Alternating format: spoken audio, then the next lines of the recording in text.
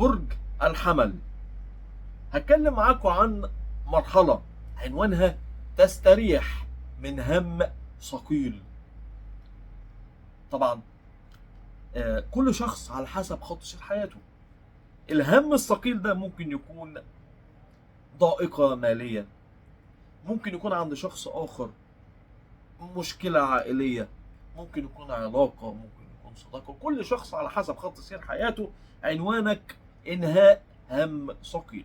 المشكلة لما بتيجي كل واحد على حسب خط سير حياته. هي طاقة المشاكل، التوتر، القلق، وهكذا. مش هيبقى كل الناس من برج الحمل نفس المشكلة. انت خط سير حياتك ده اللي بيحصل في مشكلة. لكن الفترة بأمر الله في بداية انفراجة تروح في الأفق على جميع أبناء برج الحمل. هتكلم معاكم بالتفصيل، لكن تنويه بسيط كده. الناس اللي بتتابعنا عن طريق الفيديوهات المقترحة ولسه داخلة على القناة جديد، في زرار اسمه اشتراك وسبسكرايب، وفعلت الجرس، خلاص بقيت معانا في القناة. ده انت لو حابب تشوفنا تاني، اشتراك وتفعيل الجرس. اللي عايز قراءة خاصة طبعا، وعتابي للناس برضو، يعني الناس اللي ما بتعملش اشتراك. ناس كتير جدا بتتفرج عليا مش بتسيب لي حلقة، لكن مفيش اشتراك. يعني لو حابب اشتراك وتفعيل الجرس. اللي عايز قراءة خاصة بعمل قراءة مكالمة مباشرة ساعة 2 3، بكشف لك كل شيء في حياتك وبعرفك كل حاجة عن حياتك القادمة. العلاقة الثلاثية ان وجدت. انتظروا لاخر الحلقة عشان اقول لك ازاي القراءة بتتم، ونبدأ في حلقة هامة لحبايبي برج الحمل. السلام عليكم ورحمة الله وبركاته. برج الحمل من 13 إلى 20 شهر يوليو 2023. ودايما بنبدأ ونقول إيه الحكاية؟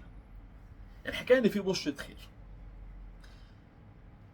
التوزيع على القمر وانتقاله وتحركه في خلال هذا الأسبوع من 13 إلى يوم 20. يوم 13 و14 و15 وجود القمر في بيتك الثالث في برج الجوزاء. بعدها يوم 16 و17 ينتقل القمر إلى برج السرطان بيتك الرابع.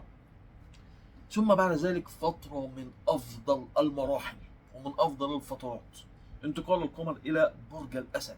خلوا بالكم، في توزيعة كوكبية رائعة في برج الأسد اللي هو بيتك الخامس. وانتقال هذا القمر يسلط الضوء على انفراجة رائعة يوم 18 لغاية يوم 20. انتظروني للآخر عشان أقول لكم الانفراجة وهتمشي إزاي، ونبدأ خطوة خطوة.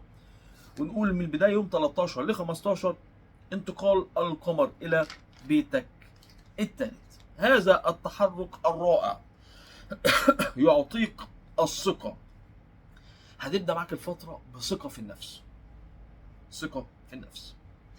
الكثيرين من أبناء برج الحمل لما بيتقابلوا مشكلة، أول حاجة بتحصل ممكن فقدان الثقة. مش في النفس، فقدان الثقة، لأن المشكلة بتيجي عندكم مضاعفة مضروبة في 2. يعني المشكلة لما بتحصل مع برج الحمل بتبقى أوفر قوي، بتبقى زيادة قوي. يعني الدنيا ما بتبقاش زي بعض الابراج الاخرى ممكن، لكن يعني تحس ان هي جايه كده جمله معاك، مشكله جمله كده، تمام؟ يعني بالجمله مش بالقطع. تلاقي كل حاجه باظت مره واحده. فده بيفقدك الثقه كثيرا ويشعرك انك مخطئ. ده بيحصل كتير مع برج الحمل. وجود القمر في هذا البيت يعيد اليك الثقه في جميع تحركاتك، افكارك، اسلوبك، تفاعل الناس معاك، وتعطيك الأسبقية في الحلول.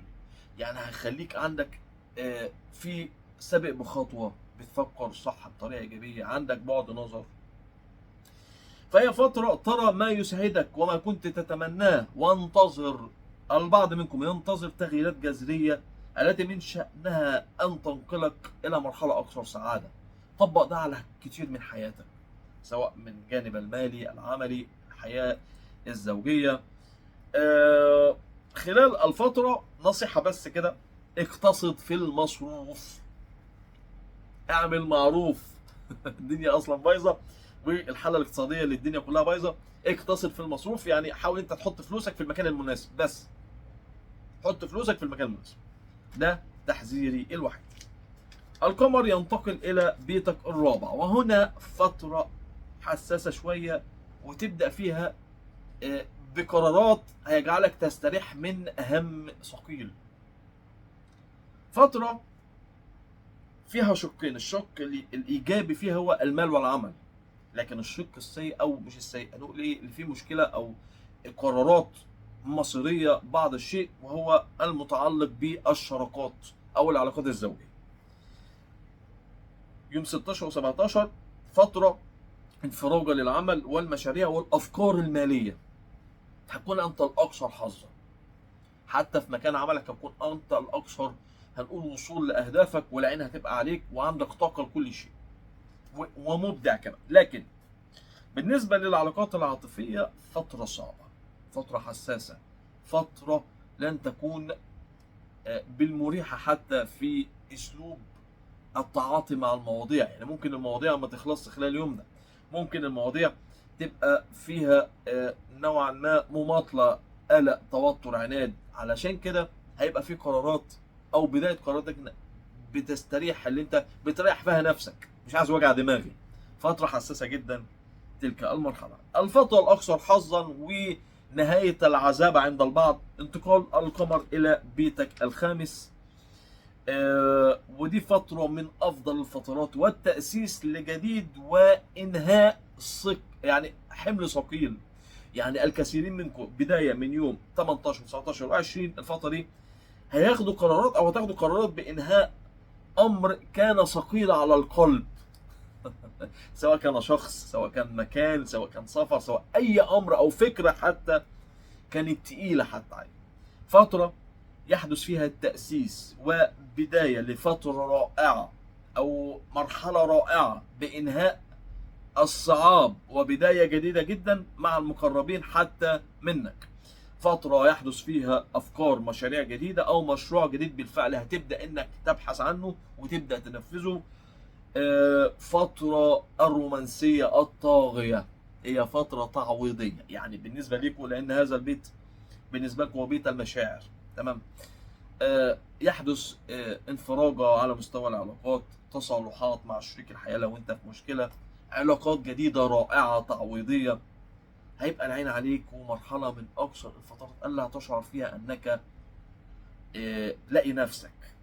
فترة مهمة جدا وطاقة رائعة. إذا عنوان المرحلة هي أنك بأمر لا تستريح من حمل ثقيل. عيد تاني التنويه، الناس اللي بتتابعنا عن طريق الفيديوهات المقترحة ولسه داخل على القناة جديد، في زرار اسمه اشتراك أو سبسكرايب على حسب ما بيظهر لك، وتفعيل الجرس. عملتهم بقيت مشترك معانا في القناة. وبعيد تاني يعني العتاب لحبايبي برج الحمل اللي ما بيشتركوش مع انهم بيتابعوني على طول. اشتراك وتفعيل الجرس. اللي عايز كرة خاصة بعمل الكرة مكالمة مباشرة الساعة 2 3، بكشف لك كل شيء في حياتك وبعرفك طريقة خلال السنوات القادمة، السنوات الأكثر حظا حظا، كل شيء بالنسبة لك. اللي عايز قراءة يتواصل على رقم الواتس. يا رب كده حبايبي برج الحمل جميع الأبراج تكون بأمن وأمان. السلام عليكم.